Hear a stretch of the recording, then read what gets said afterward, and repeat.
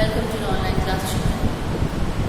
Already we have completed lesson 11 and I have given you the question answers and exercise part also. Hope you have completed also. If you have not completed, complete it fast. Okay, now today we will start lesson 12. So the name of the chapter is How We Travel. How we travel. Lesson 12 in SST, no? Now, first of all, what do you mean by travel? Travel means movement of person or people from one place to another. It's called travel, isn't it? And how we travel? Now we have different means of transport, no? Means of transport means that the means by which the people and the goods are carried from one place to another. Okay, the means by which people and goods are carried from one place to another is called what? Is called means of transport. You know, the means of transport are very necessary for the traveling, to take the goods or the person or people from one place to another. Now, today we have vehicles that travel on land, water and in air. To travel, we use different vehicles or the means of transport according to our convenience. Isn't it? We require different means of transport according to our convenience, according to our need. The vehicles we use depend on how far or how near we have to travel and how much money we can spend. It depends on how much we can spend. Okay, so that is known as a means of transport. It depends on how much distance we have to cover and how far away it is, the particular place is how far away, where we have to go, the destination how far away, okay, how much money we can spend, all these things we keep it in mind and then we use a particular means of transport according to our efforts.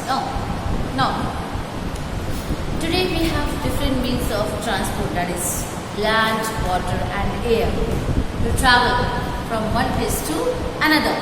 So these different modes of transport help us to travel quickly. So this make our life very easy. This means of transport make our life very easy. So now here, land transport is there. First is what? Land transport. So vehicles moving on road, okay, and tracks, railway lines, tracks are called what? Are called land transport. So animals are still used as means of transport in some areas, some rural areas, in village areas. In some areas, animals are also used for the means of transport. So in hilly areas, ponies and mules, these are the animals which are used according to the place, according to the area. Okay, to carry the goods and the people from one place to another. In desert, camels are used. Camel is also an animal. Okay, so we can't say that in the village only it is used. Depend on the particular place, depend on the climatic conditions, depend on the land. Okay, depend on the land also. Okay, different types, desert area, hilly area, it depends. Okay, elephants are used to carry logs and the people in the thick forest. In the thick forest, in the dense forest, elephants are used. Okay, why? To take a log from one place to another. Almost every form of land vehicles we use today has wheels. These wheels are made made of steel and rubber. Now in every form of land vehicles we have wheels, isn't it? No?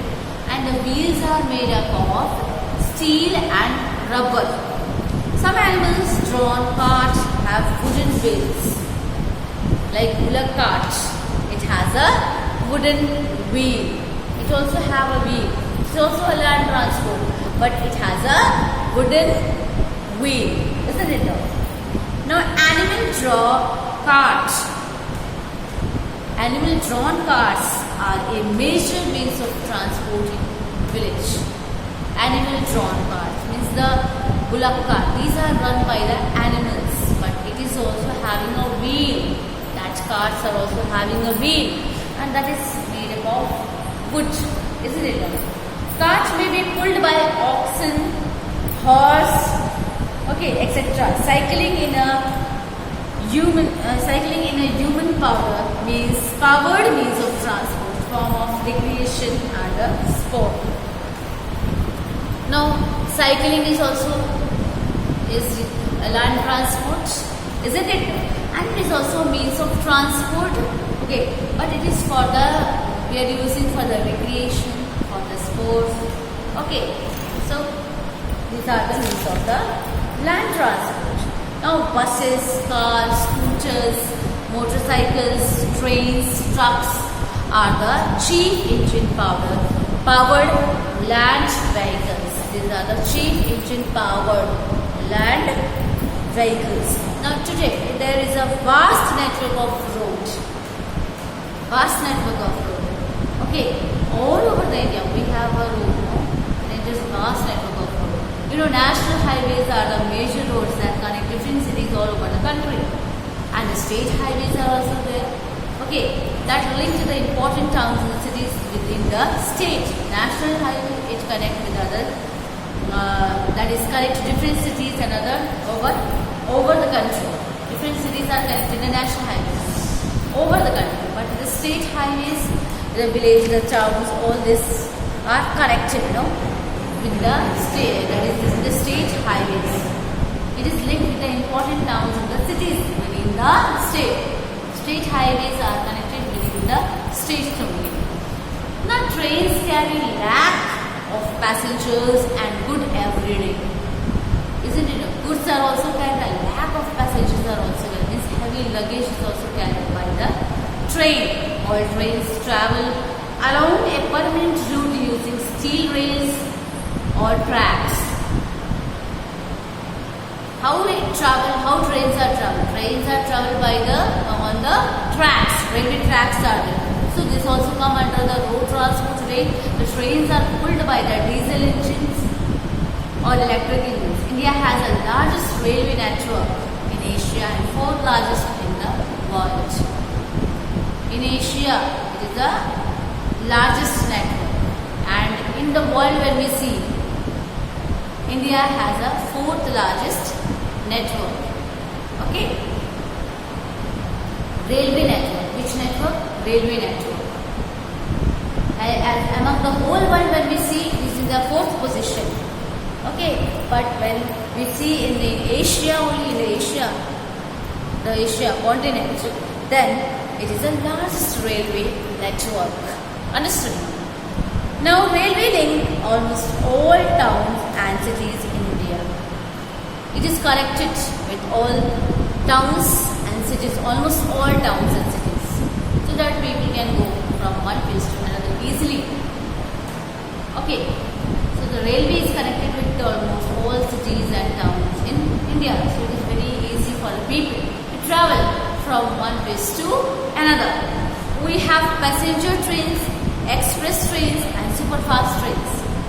Shatabdi Express and Rajdhani Express are among superfast trains. Okay. Now Toronto Express is a non-stop train running between the source and destination stations with no stoppage in between. It has no stoppage. Okay. And it is also a superfast train. There are goods trains which carry the goods from one place to another. Some good trains have tankers which carry petrol, chemicals also. So the liquid things are also carried by the goods trains. So that is it has a tanker which carries the petrol and the chemicals also. Understand now? So the metro rail is a modern, mostly underground railway system. The metro means underground railway system. It is a quick and non-polluting means of transport. It is a fast and quick and non-polluting means of transport. Metro rails provide us a good means of local transport. Okay, and in some of the cities we have, such as Kolkata, Delhi, Hyderabad. So this metro carries people to place of the work each day. Okay, places of work each day. Means every day the people go by the metro for their work. Okay, from one place to another. And it is a quick means of transport, fast means of transport. Now they have earned a name as time saver and comfort provider. So it provides a comfort also and it save our time also. Within a particular period of time we reach our destination. So metro is likely to be started in many other cities also. Okay, now it's going to start in many other cities also. Now water transport. Water transport, so land transport is over now. Second means of transport, land transport over. Now train, motorcycle, truck, okay, scooters, buses, these all comes under the land transport, isn't it now? Bullock cars also we are using for the land transport, metros and all. But here now we will see about, now we will learn water transport. Land transport is over, now second is water transport. Now what do you mean by water transport? Here water transport means what? Vehicles moving on water. So the vehicles moving on water, ship, boats, these steamers, okay, these are dependent on water. Okay, ship, boat and steamers, these three are dependent on water. So people use boats mainly on rivers, canals and lakes. Now here ship are larger vessels suitable for sea travel. So where we are using this particular means of transport? Ship we are using in the sea, okay, to travel because it is suitable for sea travel. It is a larger vessel.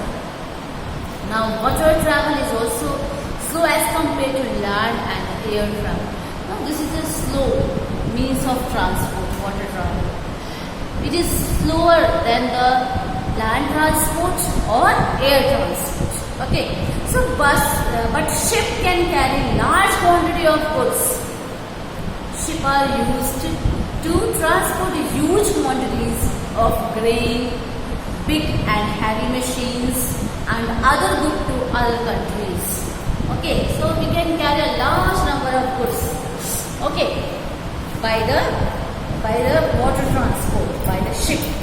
Okay, and here you see there are special ships called ocean liners which carry passengers across the sea from one country to another country.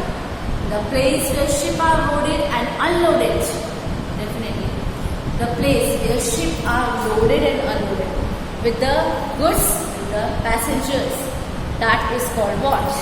That is called port.